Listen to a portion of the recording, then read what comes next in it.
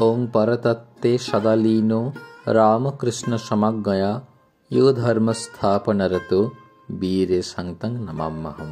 স্বামীজির এই চিঠিটি প্রমোদা বাবুকে লিখিত, সিমলা, কলিকাতা থেকে 14 জুলাই 1889। ঈশ্বর জয়তী। পূজ্যপাদ মহাশয়, মহাশয়ের পত্র পাইয়া পরম প্রীত হইলাম। এর উপস্থলে অনেকেই সংসারের দিকে টলিতে উপদেশ দেন।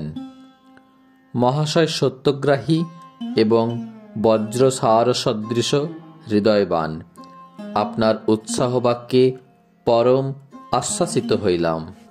আমার এ স্থানের গোলযোগ প্রায় সমস্ত মিটিয়াছে। কেবল একটি জমি বিক্রয় করিবার জন্য দালাল লাগাইয়াছি। অতি শীঘ্রই বিক্রয় হইবার আশা আছে। তাহা হইলেই নিশ্চিন্ত হইয়া একেবারে কাশীধামে মহাশয়ের সন্নিকট যাইতেছি। আপনি 20 টাকার এক কেতা নোট পাঠাইয়াছিলেন। আপনি অতি মহৎ, কিন্তু আমার দুর্ভাগ্য, মহাশয়ের প্রথমোদ্দেশ্য পালনে আমার মাতা ভ্রাতাদির সাংসারিক অহংকার প্রতিবন্ধক হইল, কিন্তু দ্বিতীয় উদ্দেশ্য অর্থাৎ আমার কাশী যাইবার জন্য ব্যবহার করিয়া চরিতার্থ হইব। ইতি দাস নরেন্দ্র।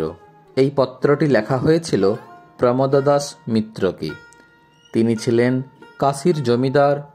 পাণ্ডিত্য, ধর্মানুরাগ ও শ্রীরামকৃষ্ণের উপর বিশ্বাস এবং ভক্তির জন্য স্বামীজি তাহাকে অত্যন্ত শ্রদ্ধা করিতেন।